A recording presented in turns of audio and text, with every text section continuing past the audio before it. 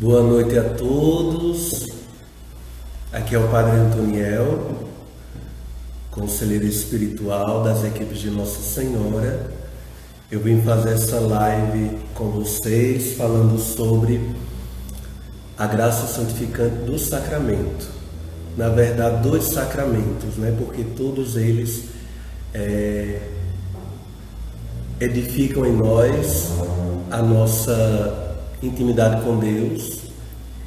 Mas para nós bem compreendermos como nós iremos trabalhar esse tema, eu irei dividi-lo em três tipos de graças, digamos assim. Então, sejam todos bem-vindos, aqueles que estão nos acompanhando ao vivo em toda a província. Boa noite a todos. Eu não vou poder ficar respondendo durante a live, porque senão eu vou ter que interromper. Eu terei em média 30 minutos para falar com vocês, tá bom? Então, sintam-se bem-vindos e acolhidos por mim. Eu nunca fiz uma live desse modo, viu? É a primeira vez, mas estou muito feliz em poder estar com vocês neste momento. Então, dando continuidade ao que eu estava falando, nós iremos trabalhar o tema da graça, a graça santificante. Mas para falarmos da graça santificante, também teremos de falar e explicar sobre a graça atual, que é outro modo da graça de Deus se realizar em nossa vida, e posteriormente a graça grátis date. E aí eu vou explicar o que é cada uma para a gente poder compreender melhor, tá certo? Eu vou me servir do Catecismo da Igreja Católica, porque falar da graça de Deus está dentro da nossa doutrina católica, do ensinamento da Igreja, então não podemos fazê-lo sem o Catecismo. E vou também utilizar a Bíblia Sagrada para justificar e explicar algumas passagens bíblicas, né? Que também nos faz compreender melhor a ação da graça de Deus em nossa vida. Então eu gostaria de iniciar falando sobre a graça santificante, que também nós podemos chamar de graça deificante e graça habitual. Como eu falei depois, vamos ver a diferença entre ela, a graça santificante, e a graça atual. E por último, a graça grátis date. Vamos lá. A graça santificante, quando nós recebemos pelo sacramento do batismo, ela não muda a nossa natureza. É importante compreender isso porque em alguns momentos a gente pode confundir a realidade da graça que age em nós com aquilo que é da nossa humanidade, da nossa natureza. Então, a minha humanidade não deixa de existir porque a graça de Deus age em mim. Eu devo compreender que mesmo eu estou aqui, minha gente, transpirando, porque aqui é quente, viu? Então, a graça santificante não muda a nossa essência, a nossa natureza humana, mas nos torna participantes da graça divina, levando-nos à união com a Santíssima Trindade. E isso se dá pelo batismo. Logo compreendemos que sem Cristo, antes dele, não havia graça santificante na vida do homem, porque a graça santificante ela é propriamente dada pelo mistério salvífico de Cristo e por meio dos sacramentos por ele instituídos. E a fonte dessa graça santificante é necessariamente o batismo. Então, para se ter a graça santificante, o indivíduo ou o ser humano deve ser batizado, deve receber o sacramento. Então, eu gostaria de ler com vocês para poder melhor exemplificar esse ensinamento da nossa igreja, da nossa doutrina, lendo o Catecismo da Igreja Católica, na primeira seção, da parte que nos fala sobre a vocação do homem à vida no Espírito. Número 1999. Então eu vou ler para vocês agora. Já deixei aqui marcado para ser mais rápido. Então nos diz o seguinte: a graça de Cristo é o dom gratuito de Deus. Nos faz de sua vida infundida pelo Espírito Santo em nossa alma para curá-la do pecado e santificá-la. Trata-se da graça santificante ou deificante, recebida no batismo. Em nós, ela é a fonte da obra santificadora. Então aqui nós já compreendemos bem qual é a função que a graça exerce na vida do homem. Ela nos cura do pecado, no caso pelo batismo, a mancha do pecado original, e ela nos santifica.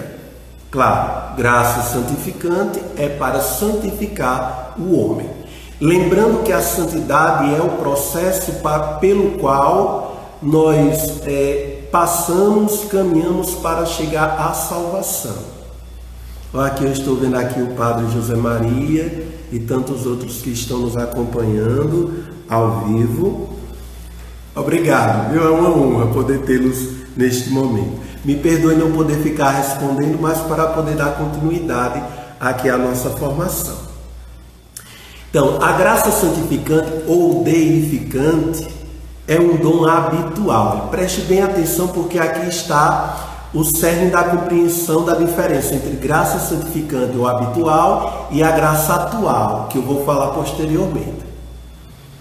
Então, a graça é um dom habitual, a graça santificante. É uma disposição estável e sobrenatural para aperfeiçoar a própria alma e torná-la capaz de viver com Deus. Agir por seu amor. Deve-se distinguir a graça habitual, disposição permanente para viver e agir conforme o chamado divino, e as graças atuais. Deve distinguir, que designam as intervenções divinas, quer na origem da conversão, quer no decorrer da obra da santificação do próprio homem. Então vamos aqui ler um pouco daquilo que eu preparei com minhas palavras para a gente compreender melhor a ação da graça santificante na vida do homem por meio do sacramento. Aqui, prioritariamente, do sacramento do batismo. Então, nós recebemos a graça santificante pelo sacramento do batismo e nos faz compreender que não é por mérito humano, mas por gratuidade de Deus, e isso produz os seguintes efeitos em nossa alma. Então, primeira coisa importante é que quando Deus me dá a graça santificante, não é porque eu mereço, porque eu fiz algo por merecer. Não é por mérito. Tanto é que a gente sabe que a criança também recebe o batismo e pelo batismo ela já recebe a graça santificante. E ela em si não praticou nada meritoso que pudesse vir a fazê-la merecer por obras que ela tenha feito para receber a graça santificante. Então é gratuidade. Na verdade, tudo que é dom e graça é gratuidade de Deus, é misericórdia dele agindo na vida do homem, né? Do ser humano. Mas quais são os efeitos que produzem na vida do ser humano quando ele recebe a graça santificante? Primeiro, nos torna filhos de Deus. Então a gente poderia resumir isso. Como é que eu me torno filho de Deus? Afinal de contas, todos nós somos criaturas de Deus. Claro que nós somos a obra-prima, né? A criatura, digamos, mais importante, imagem e semelhança de Deus, criados na perfeição, na pureza. Adão e Eva eram imaculados, sem mancha de pecado, mas o pecado corrompeu essa natureza. O pecado, no caso, é um acidente, porque o objetivo primeiro, a essência do ser humano não é ser pecador, é viver a plena comunhão com a Trindade Santa, com o próprio Deus. Então o pecado foi um acidente que nos tirou dessa plena comunhão e embaçou a nossa imagem e semelhança de Deus. Portanto, a graça santificante nos devolve essa graça que o pecado havia corrompido. Então nos torna filhos de Deus. Segundo, merecedores da glória eterna. Antes não tínhamos o merecimento, lembrando que esse merecimento é dado por mérito de Cristo, mas nos é dado. Então, a partir do momento que eu me torno batizado, eu mereço o céu, pela graça santificante, porque ela me tirou daquela condição de pecado, de miséria, para nos colocar num caminho de perfeição, que nos leva à glória eterna. Também nos torna co-herdeiros de Cristo, pois quando somos batizados fazemos parte do seu corpo místico, que é a igreja. Então a igreja é este caminho por excelência que nos leva para nos aproximarmos mais de Deus e no final da caminhada chegarmos ao céu. Quarto, nos torna templos vivos do Espírito Santo, e não só do Espírito, mas de toda a Trindade Santa. Nos leva a uma plena comunhão e a capacidade para o mérito sobrenatural.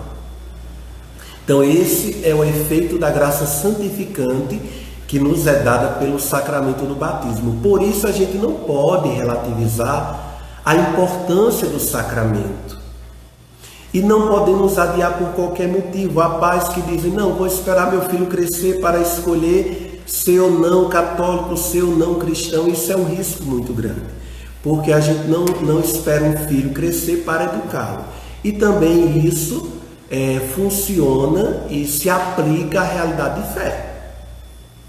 Então, quanto mais cedo o homem e a mulher receber essa graça santificante, mais ele estará blindado, estará envolvido por um poder sobrenatural que o protege, que o santifica, e lhe dá a abertura para receber o mérito de outras graças, outros dons. E é onde eu vou chegar daqui a pouco. Então, recordamos que a graça santificante é também chamada de graça deificante, como eu falei, ou habitual. Por que habitual? Porque ela é constante, ela é permanente, ela está sempre na nossa alma.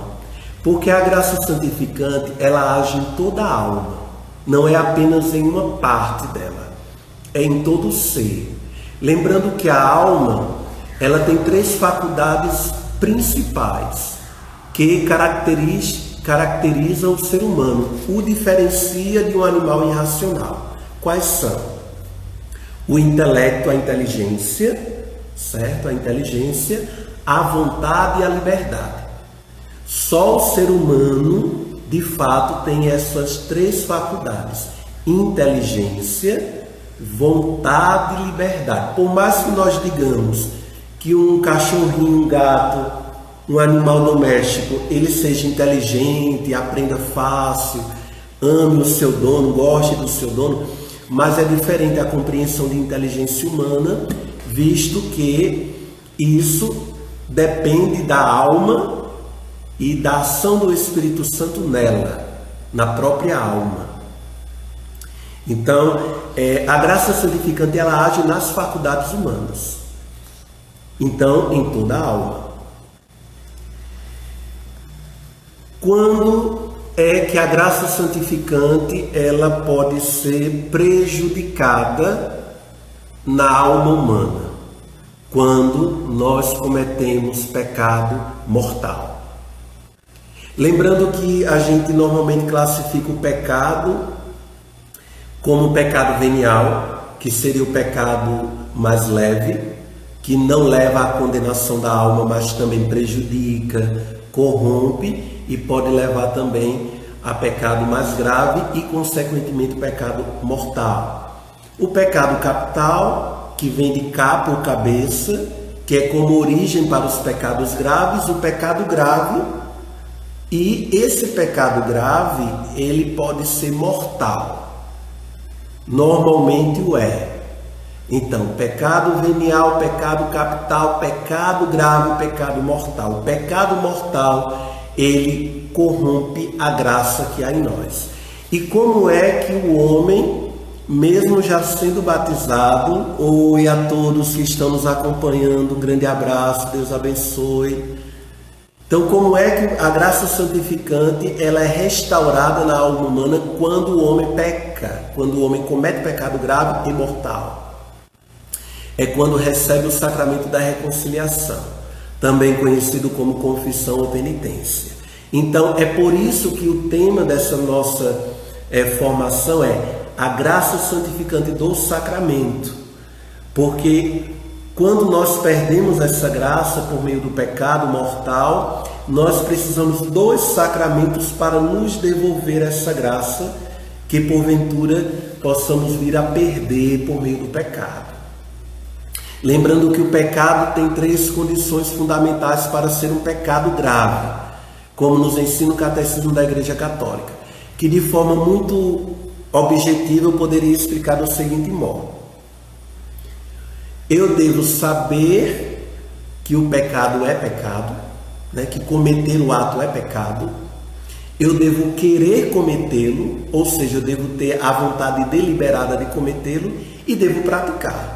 Então é saber, querer e fazer.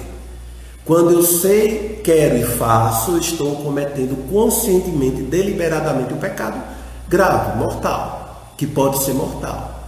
Então, o sacramento da reconciliação é o meio pelo qual eu recupero essa graça santificante. Mas não apenas o sacramento no sentido de dizer, eu vou até o padre, falo dos meus pecados e ele me dá absolvição, está tudo bem. Não, eu devo ter a contrição e o arrependimento profundo e perfeito para que essa graça santificante do sacramento da reconciliação haja em minha vida. Do contrário, eu não estou sendo sincero comigo mesmo, com o ministro, que é o sacerdote, um instrumento de Deus para me dar o perdão dos pecados, e também não estou sendo com o próprio Deus, lembrando que a gente não tem como enganá-lo, mas a gente não está sendo sincero, verdadeiro no arrependimento e na contrição do pecado cometido. Então é necessário arrepender-se e confessar-se. Aí vocês poderiam perguntar, exatamente nesse tempo próprio do isolamento ou distanciamento social, padre, não estou podendo ir até o sacerdote me confessar quando peco. Então, hoje, a Igreja orienta que nós devemos procurar. O Papa próprio nos deu essa indulgência e ele orientou para que nós tenhamos a nossa confissão, nossa intimidade com Deus, por meio da oração, fazendo a nossa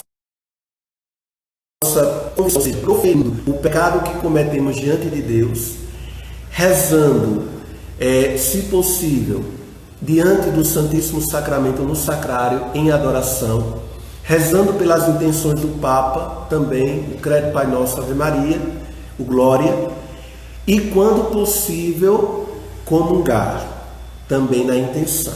Claro, quando possível, porque estamos também no período em que não podemos celebrar com o povo. Quando você tiver a oportunidade de ir ao sacerdote, você vai confessar-se. Porque devemos compreender que diante de Deus, do ensinamento da Igreja, o importante neste momento é a intenção. Qual é a intenção do meu coração? Eu estou buscando verdadeiramente a Deus, me arrepender dos meus pecados, evitá-los, porque também confessar-se apenas por desencargo de consciência não é o orientado pela Igreja. A gente se confessa porque sabe que feriu a dignidade nossa como cristão, como ser humano, feriu o coração de Deus, agravou o coração de Deus. Então é por isso que nos confessamos e nos arrependemos sinceramente do pecado que cometemos quando também ferimos o irmão, né? Porque o pecado ele tem esse caráter pessoal e também o caráter comunitário, o caráter eclesial. E, portanto, também o perdão é dado da mesma forma, de acordo com o perdão e a penitência que eu irei também cumprir, são dados também em concordância com o tipo de pecado que praticamos, enfim. Tá bom? Mas dando continuidade sobre a graça, que é o tema principal aqui da nossa live, da nossa formação, o sacramento da reconciliação, como eu falei, ele é um sacramento de cura, de libertação, né? No sentido de que ele nos liberta do pecado e nos cura do pecado. Mas pensemos do seguinte modo: se a pessoa ela não tem mais condições de receber o sacramento da confissão, ela não consegue falar, talvez porque esteja numa situação de muita debilidade física, esteja no leito de morte, e ela não podendo proferir a sua confissão, como se fará? Então nós sabemos que há outro sacramento que também é um sacramento de cura, que é a unção dos enfermos. Então, no caso, quando o fiel ele está agonizante, ele não tem condições de se confessar por algum motivo, ele receberá o sacramento da unção dos enfermos e, tendo se arrependido verdadeiramente de seus pecados, ele, caso venha a falecer, ele morrerá em estado de graça, porque é isso que a graça santificante produz na vida do homem, um estado de graça. E se ele morre nesse estado de graça, nós acreditamos que ele irá ser acolhido no reino eterno. Bem, você poderia me perguntar agora: padre, ele vai direto para o céu? Então, isso vai depender, é claro, do julgamento de Deus. Julgamento pessoal, juízo pessoal, e depois haverá ainda o juízo final, que será coletivo, como nos apresenta a própria Sagrada Escritura e a doutrina da Igreja, mas é certo a salvação. Lembrando que mesmo quem vai para o purgatório, passa pelo purgatório, esse já tem a certeza do céu. Nenhuma pessoa que for ao purgatório, para o purgatório, que é lugar de purificação, de purgar os pecados, que quer dizer purificar, nenhuma pessoa que for para lá, ela vai para o inferno. A certeza de quem vai para o purgatório, passa por ele, é ir para o céu. Então essa pessoa já está salva. Em outras palavras, não tem mais condenação. Tá bom? Pois bem, eu acredito que está mais ou menos claro. Eu estou falando rápido para dar tempo de falar das outras duas formas de graça. Então, a graça santificante é essa que é permanente, nos é dada pelo sacramento do batismo, nos é devolvida pelo sacramento da reconciliação, que é a confissão, tá certo? A única coisa que pode corrompê-la em nós é o pecado mortal, pode nos afastar da graça. Lembrando que Deus não é obrigado a nos dar nenhuma graça, nenhum dom, porque Ele é Deus, ou seja, tudo é gratuidade, por isso o nome graça. O que é dado de graça é porque a gente não pode pagar por essa graça. Agora falando sobre a graça atual. Então a distinção é clara. A graça atual é uma graça transitória, pontual e passageira. Enquanto que a graça santificante, que é também chamada deificante e habitual, ela é constante na alma humana, porque nos é dada no batismo, e ela já nos abre a glória de Deus, a filiação divina, a participação na igreja, como membros vivos do corpo místico de Cristo. A graça atual, ela é pontual. Então, para a gente compreender melhor, aquela graça que nós pedimos a Deus, um pedido, um dom, para alguma situação da nossa vida, é uma graça atual, tá certo? Então, a graça atual dispõe a alma para fazer o bem e evitar o mal. É dada para o homem agir de modo bom. É uma graça que nos ajuda em momentos específicos da nossa vida a agir de forma coerente à vontade de Deus. Lembrando que essa graça atual é uma ação de Deus. Se é a ação de Deus, é uma ação sobrenatural. Mas mesmo sendo sobrenatural, ela age na realidade cotidiana do ser humano, nas necessidades de cada um de nós. Pelos sacramentos, Deus vai nos dando essas graças atuais para as mais variadas necessidades. Então, a graça atual, ela também é dada pelos sacramentos. A exemplo do casal, então falando para vocês especificamente que são equipistas, a graça atual, ela ajuda na vida do casal, no sacramento do matrimônio, lembrando que, de modo especial, os sacramentos são os meios mais eficazes para poder nos dar as graças. Ou, no caso da graça atual, os dons. Para que servem?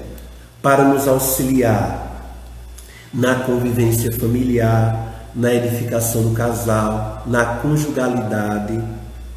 Então, são auxílios divinos para a edificação da família e do próprio amor do casal.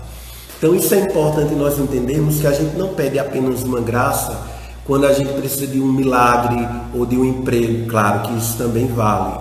O Padre não está dizendo que você não deva pedir. Pode e deve. Mas ela deve nos ajudar também na nossa realidade de convivência.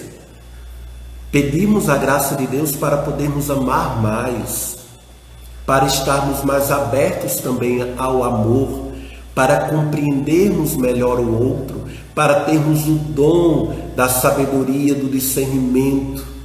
Então a graça atual, ela nos serve nesses momentos circunstanciais da vida que a gente percebe que necessita da intervenção divina, que sozinhos a gente não consegue. Claro que pela graça santificante que nós já recebemos no batismo, temos essa abertura, mas é necessário também pedir a Deus a graça atual. Um outro exemplo que a gente pode utilizar para a ação da graça atual na vida do homem, como agora, né? Eu estava um pouco ansioso aqui para fazer essa live, não tenho muito hábito, não ver o povo é um pouco estranho, né, quando a gente fala. Mas aqui eu estou vendo muita gente falando, mandando oi, pedindo a bênção, dando boa noite a vocês também. Uma boa noite, Deus abençoe a todos. Para quem ainda não me conhece, sou o Padre Antoniel, Diocese de Campina Grande, na Paraíba, conselheiro, atualmente conselheiro da região Paraíba. Então, nós estamos falando da graça santificante do sacramento e nós já estamos quase concluindo, o tempo passa muito rápido. Já completou o tempo? Já tem 30 minutos, né? Então, me deram 30 minutos, eu estou concluindo, viu, minha gente? Não vai embora ainda não. A graça atual pode também ser concedida a uma... é muito interessante aqui essa parte sobre a graça atual, porque nós entendemos assim, a ação misericordiosa de Deus na vida de todo ser humano. Então, por via de regra, a graça atual ela é concedida a todos aqueles que são batizados, que têm uma vida sacramental, uma vida eclesial, uma vida em comunhão com Deus. Porém, a graça atual também pode ser concedida a uma pessoa que não esteja em estado de graça, inclusive aquela que não é nem batizada, também pode ser concedida. E por quê? Porque na sua infinita sabedoria e misericórdia, Deus também concede a graça atual a uma pessoa que está precisando dela, para que leve a conversão. Então, mesmo aquela pessoa que já não tem uma vida em estado de graça, ela pode receber a graça atual para chegar a esse estado de graça, para buscar e ter a oportunidade de se converter, que é o que acontece com muita gente, inclusive conosco. Muitos de nós já temos até o sacramento do batismo, ou quer dizer, todos nós, né, que estamos agora nessa live, mas que porventura podemos não viver em estado de graça, mas sim em pecado, e pecado mortal. Então, se nós que já temos o sacramento do batismo, a graça santificante que nos foi dada, a gente não vive plenamente nesse estado de graça, em plena comunhão com Deus, o que dizer daqueles que ainda não tiveram nem a oportunidade de serem evangelizados? Então, Deus também dá para eles essa graça atual para poder levá-los à conversão e viverem em estado de graça. Por último, graças gratis date. São os dons carismáticos. Talvez bem conhecido de muitos, ou já ouvimos falar dos dons carismáticos, que são os dons do Espírito Santo. Todos eles são do Espírito Santo, né? Mas comumente é conhecido como dons do Espírito Santo, dons carismáticos.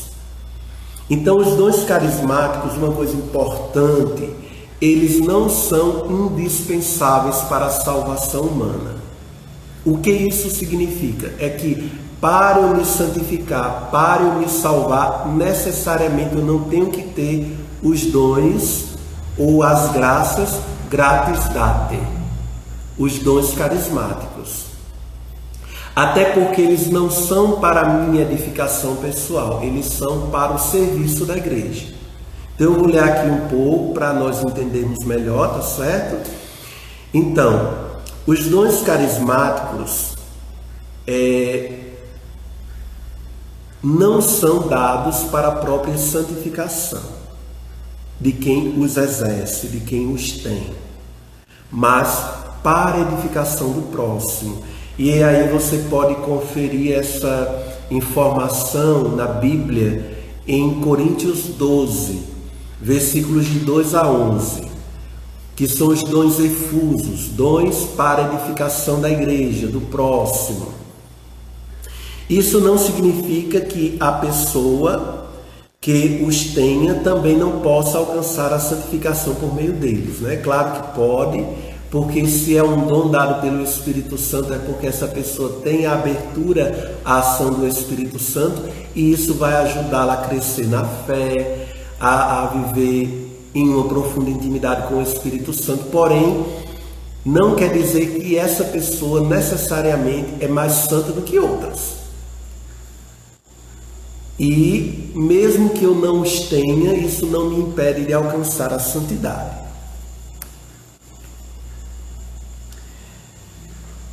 O dom carismático não é um dom permanente, ou seja, ele, assim como a graça atual, ele serve para momentos específicos.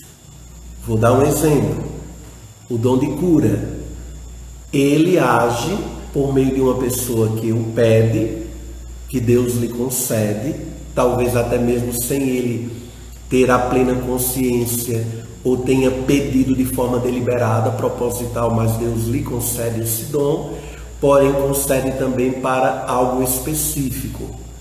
Então isso quer dizer que não necessariamente quem recebeu o dom da profecia, da cura, em determinado momento, ele tenha que tê-lo para sempre. E não é só por uma questão de ele estar ou não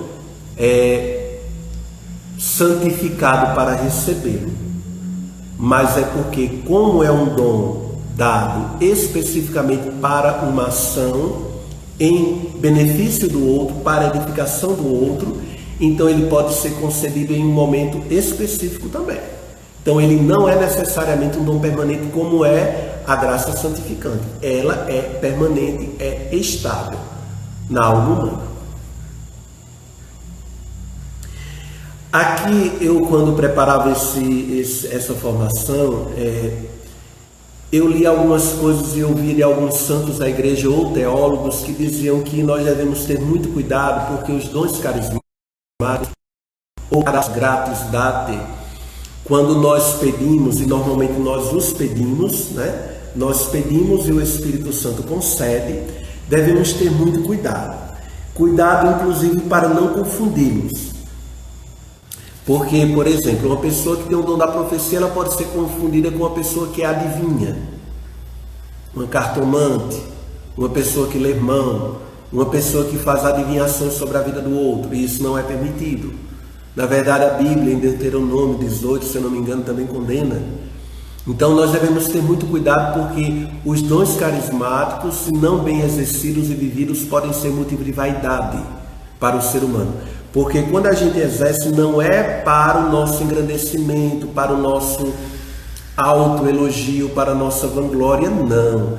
É para a edificação do próximo, da igreja. Então, se ela não traz o benefício da edificação da igreja, se não leva o outro a buscar mais profundamente a Deus, então ele não está surtindo o efeito que deveria. Então, não é para a nossa vaidade. E, inclusive, há alguns que nos alertam, alguns teólogos ou doutores da igreja, que dizem que devemos ter cuidado ao pedir os dons sobrenaturais carismáticos, para que nós não sejamos confundidos, inclusive, pelo próprio demônio, que pode nos dar outro tipo de coisas, nos fazendo confundir aquilo que é de Deus com aquilo que é dele, ou mesmo aquilo que é nosso, né? Que é do nosso ego, da nossa vontade. Então devemos ter muito cuidado quando exercermos aqueles que o têm, aqueles que o recebem, por ação do Espírito Santo, para não exercê-los de forma equivocada, errônea, para não prejudicar, inclusive, a fé do outro, né? A fé do outro. De repente, eu profetizar algo, ou proferir alguma moção que eu tenha tido, mas que eu não tenha certeza que foi algo dito por Deus, inspirado por Deus para uma pessoa, eu posso levar essa pessoa a uma descrença, a uma falta de fé, a uma perda da sua própria fé. Então, amados irmãos e irmãs, como o nosso tempo está acabando, eu queria muito ler aqui os comentários, são muitos. Que Deus abençoe a todos. A gente pode até dar continuidade em outro momento, talvez gravando, né? Para mim é mais fácil gravar e depois lançar para a internet, para as redes sociais. Mas assim está ótimo também, né? Eu não estou podendo interagir com vocês, mas estou lendo aqui muitas mensagens. Eu queria, para concluir, de fato, falar sobre os efeitos do sacramento da Eucaristia em nossa vida, porque como nós estamos falando aqui da graça santificante e os outros dons, graças e efeitos que os sacramentos produzem em nós, eu estava vendo o material de São Tomás de Aquino, que é um grande doutor da igreja, a nossa doutrina católica, a nossa sacramentologia, muito daquilo que ensinamos na teologia e aprendemos a teologia, sagrada teologia, por meio do ensinamento de São Tomás de Aquino, né? Um dos grandes doutores da igreja, juntamente com Santo Agostinho, que lhe precedeu, né? Santo Agostinho foi bem anterior, quase 10 séculos, né? Santo Agostinho viveu ali por volta do 4º, 5º século, São Tomás de Aquino no século 4º, ou 14º. Então são quase 1000 anos de diferença, mas ambos são fundamentais para a doutrina da Igreja Católica, para os ensinamentos que até hoje nós seguimos. Um tem uma herança de um pensamento filosófico neoplatônico, Santo Agostinho, o outro de um pensamento filosófico tomista, ou melhor, aristotélico. São Tomás de Aquino bebe nas fontes aristotélicas, filosóficas, né? E Santo Agostinho no neoplatonismo. Então nós temos aqui dois grandes doutores que eram também filósofos, além de teólogos. Mas aqui falando sobre os efeitos do sacramento da Eucaristia de forma bem objetiva, eu vou ler para ser rápido, e aí você tenta gravar, eu depois vou salvar essa live, vou lançar para vocês, para quem quiser revê-la e poder anotar melhor aquilo que foi dito, tá bom? Então, no sermão sobre o corpo do Senhor, São Tomás de Aquino nos fala sobre os efeitos da Eucaristia. Eu vou falar de alguns deles, mas que são os principais, tá bom? Então, primeiro, é que o próprio Cristo, ele está presente de forma sacramental na Eucaristia. Então, saber que é Jesus que está no pão e no vinho consagrados, transubstanciados em corpo, alma e divindade, já é o primeiro efeito. Então, independente daquilo que nós queiramos que a Eucaristia, de forma materializada, produza em nós, o primeiro e mais importante efeito da graça do sacramento da Eucaristia é a presença de Cristo mesmo na Eucaristia. Então, não é apenas um símbolo qualquer, mas é o próprio Cristo presente na Eucaristia. Segundo, a Eucaristia opera a vida da graça, ou seja, nos faz viver em Cristo. Então, eu quando comungo, não sou apenas eu que absorvo a Eucaristia, mas de uma forma profunda e espiritual, eu sou absorvido por ela.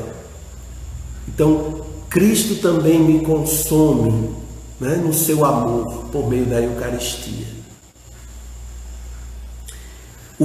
Terceiro, o efeito que a paixão de Cristo realizou no homem também realiza na Eucaristia. Porque lembrando que a Eucaristia é um banquete, mas é um sacrifício. E esse mesmo sacrifício realizado na paixão do Senhor na cruz, ele é tornado presente na Eucaristia. Não porque nós matamos novamente Cristo, mas de uma forma anamnética, ou seja, tornamos por memória presente Cristo, o atualizamos, o seu mistério pascal, né, a sua paixão, no momento da Eucaristia. Então, o mesmo efeito salvador que realizou lá na cruz, quando nos salvou, realiza na Eucaristia. Somos novamente e continuamente salvos pela Eucaristia. É o pão de vida eterna. Então, é um pão que nos alimenta aqui, já antecipando a realidade divina e eterna em nós, mas que nos prepara para o banquete definitivo no céu. Por isso, alimento de vida eterna. Plenifica a eternidade em mim, já aqui e agora, que irá se completar, plenificar na eternidade. Também produz o vínculo da unidade, assim como os grãos de trigo, que são triturados e tornados farinha, e a farinha é tornada pão, assim como as uvas, que são muitas, são amassadas, tornadas vinho, e o vinho tornado sangue de Cristo, também esse mesmo efeito deve produzir a Eucaristia em nós, de comunhão, de unidade. Agora, minha com o próprio Cristo e minha com a comunidade reunida, que é a eclésia, a igreja, o corpo místico do Senhor. E olha como é lindo isso, né? A Eucaristia é corpo do Senhor, é o corpo de Cristo. E a igreja é o corpo místico de Cristo. Então, de certo modo, uma realidade dá continuidade à outra. Também a alma faz uma refeição espiritual. Se eu recebo o pão da vida, eu faço essa refeição espiritual. Outra coisa importante da Eucaristia, um efeito singular, importantíssimo, é o perdão dos pecados veniais quando nós celebramos a Eucaristia, a Santa Missa.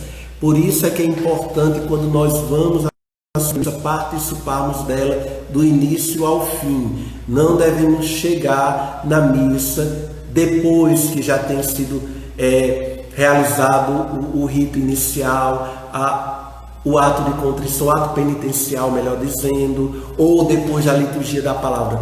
Cada momento ele é único, é importante, é indispensável, e nós devemos participar da Santa Missa por inteiro, porque é exatamente participando dela por inteiro que nossos pecados veniais, aqueles não mortais, não graves, são perdoados. Então esse é um efeito também da Eucaristia em nossa vida. E ela repele da vida do homem a impugnação dos demônios. Então aquele que tem vida eucarística está muito mais blindado, protegido contra a ação do mal, contra a ação dos demônios. Então nós não podemos abrir mão da Eucaristia por qualquer motivo, por qualquer causa. E algo importante, é por isso que nós também na Santa Missa rezamos pelos irmãos, pelos falecidos e pela conversão dos pecadores, mesmo por aqueles que não vão à Santa Missa. Porque além de fazer bem a quem comunga da Eucaristia, também auxilia aos outros, por modo de que o sacrifício, quando é oferecido, ele é oferecido pela salvação dos pecadores. Então, nós voltamos a dizer que a Eucaristia é um sacrifício, e como sacrifício da cruz foi para a remissão dos pecados dos pecadores. Então, quando nós comungamos, também comungamos e celebramos como um todo a Eucaristia pelos pecadores, pela conversão e salvação deles também. Então, a Eucaristia, ela é boa para mim, ela serve para mim, como serve também para os outros. E, por fim, quando a pessoa está no seu leito de morte, a Eucaristia como viático, que é força para os viajantes, né? Viático para aqueles que viajam, que fazem a sua passagem. Então a Eucaristia também é oferecida àqueles que estão para partir deste mundo terreno, desse mundo corpóreo, né? E transitório para a eternidade. Então é esse alimento de força espiritual para aquele que vai fazer a sua última passagem desta vida para a eternidade. E para concluir, amados irmãos e irmãs, assim como a Eucaristia ela nos liberta do pecado venial, mas ela também nos alerta, a própria palavra nos alerta para não comungarmos em estado de pecado grave, mortal, porque também é um sacrilégio, então temos que ter esse cuidado. Não, quem está em pecado mortal não deve receber a comunhão, de fato não. Né? O que é perdoado, como eu falei antes, é o pecado venial, quando eu participo daquele momento inicial da Santa Missa, onde eu faço o meu momento penitencial, eu vou sim ser perdoado do pecado venial, que é o pecado leve, não é grave, não é mortal. Mas o pecado mortal, para poder participar do banquete da Eucaristia, eu devo me confessar sim, necessariamente, tá bom?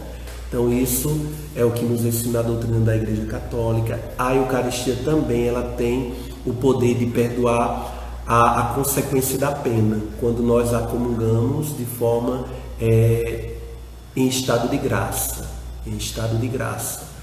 Por isso é que quando eu me confesso e eu cumpro com certeza a penitência que me foi dada pelo sacerdote, eu devo participar da Eucaristia. Não tem sentido eu me confessar e não participar da Eucaristia, porque a Eucaristia ela vai apagar também, segundo São Tomás de Aquino, seu ensinamento, essa pena que nos ainda consequência daquele pecado que cometemos.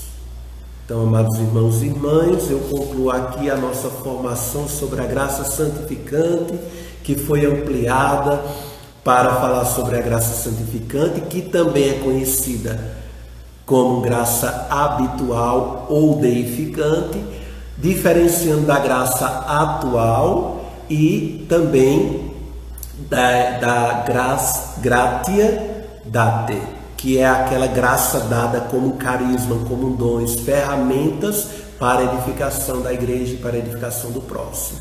E por fim eu falei sobre os efeitos da Eucaristia na vida de nós cristãos católicos, que dela participamos, nela cremos e amamos e adoramos. Então a todos uma boa noite, que Deus abençoe. Antes de ir embora, deixa eu ver mais aqui quem é que está falando conosco. Deus abençoe a todos os casais da província, da região Paraíba, minha região, tá certo? Muito obrigado por nos acompanhar. Desculpe a velocidade do falar por conta do tempo, né? Que me foi dado meia hora, eu já passei bem quase uma. É verdade. Então, um grande abraço, felicidade a todos, Deus os abençoe. Quem me ajudou aqui foi um jovem da Pascom. E agradeço também a Diego, que está aqui comigo, me ajudando. Então, boa noite a todos, Deus abençoe. Fiquem com Deus.